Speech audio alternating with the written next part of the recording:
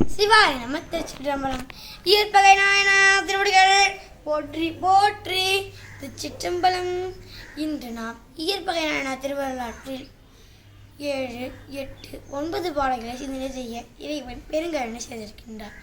இயற்பகை நாயனா திருவள்ளாற்றில் 7ஆம் பாடல். திருச்சிற்றம்பலம்.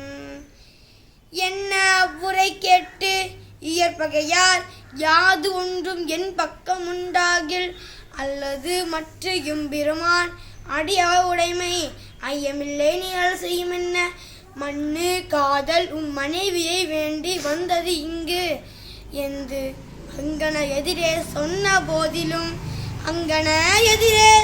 போதிலும் முன்னையின் மகிழ்ந்து தூய தொண்டனார் பொழுது உரை செய்வார்.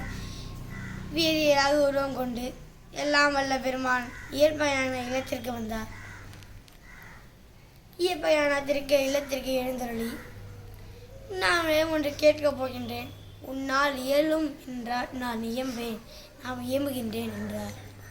அதற்கு ஐயமில்லை, நீங்கள் அருள் செய்யலாம் என்றார். அப்போது எல்லாம் வல்ல பெருமான் தன் மனைவியை கேட்டார். இயற்பகையானுடைய மனைவியை கேட்டாராம். அப்போது அவர் முன்னை விட மகிழ்ச்சி அடைந்தார். ஏனென்றால் முன்னாடி அவருக்கு ஒரு ஐயம் வந்துச்சு. ஏன் தன்னும் இல்லாத ஒரு பொருளை கேட்டிட போலாவோ என்று ஐயம் வந்துருச்சு. மனைவியை கேட்ட உடனே முன்னை விட மகிழ்ந்து தூய தொண்டனார் பொழுது உரை செய்கின்றார். இயற்பகையான திருவள்ளாற்றில் 8வது பாடல். இப்பொழுது அந்த செய்தி பெருமான் தனது மனைவியை கேட்ட செய்தியை இயற்பகையானால் தனது மனைவியிடம் சொல்ல போகின்றார். அது இந்த பாய் நம்ம சேக்கியா பெரும் அருமையாக கூறுகின்றார். இது எனக்கு முன்பு உள்ளதே வேண்டி எம்பெருமான் செய்த பேரு எனக்கு என்ன கதுமன தன் மனை வாழ்க்கை கற்பின் மேம்படு காதலியாரை விதிமன குலமடந்தை இன்று நான் உன்னை இம்மைத்தவர்க்கு கொடுத்தனன் என்ன மது மலர் குயலியால் கலங்கி மனம் தெளிந்த பின் மற்றது மொழிவார். இப்போ சொல்றாங்க இயற்பகையினர் செய்தியை. அப்பொழுது மனைவியார் கலங்கினாங்களாம். கலங்கி மறுபடியும் தெளிவுபட்டாங்க. ஏன் கலங்கினாங்க என்றால் அந்த தொண்டருக்கு பஞ்சமா பாதகம் வந்து விடுமோ என்று கலங்கினாங்களாம். ஏனென்றால் பிறர் மனைவியை நோக்குவது பஞ்சமய பாதம் அல்லவா, அதனால் அதை நினைத்து கலங்கினாங்களாம்.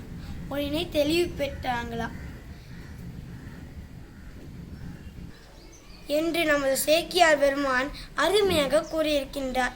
இயற்பகையான வரலாற்றில் 9வது பாடல். திருச்சிற்றம்பலம். இன்று நீ எனக்கு அருள் செய்தது இதுவேல் என் உயிர்க்கு ஒரு நாதா நீர் வைத்தது ஒன்று மற்ற அல்லால் உரிமை வேறு எனக்குள்ளதோ என்று தன் தனி பெரும் கணவரை வணங்க தொண்டனாரும் தானதை வணங்க சென்று மாதவன் சேவடி பணிந்து திகைத்து நின்றனர் திருவினும் பெரியார். இப்பொழுது கணவரின் வாக்கை மீறாத மனைவி. அப்படிதான் இயற்பகையான மனையார் வாழ்ந்து கொண்டு வந்தார்கள். அப்போ சொல்ல, உங்கள் ஆணைக்கு மீது என்னிடம் நான் எதுவும் சொல்ல முடியாது, அதனால் சொல்ல முடியாதுன்னு சொல்லிட்டாங்க.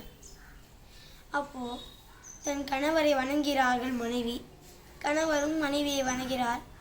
சென்று மாதவன் சேவடியை பணிந்து திகைத்து நின்றனர் திருவினும் பெரியார் என்று நமது சேக்கியார் பெருமான் அருமையாக இந்த 9வது பாடலில் அருமையாக கூறியிருக்கின்றார். இதன் தொடர்ச்சியை நாம் அடுத்த பதிவில் சிந்தனை செய்வோம். சிவாய நம. திருச்சிற்றம்பலம்.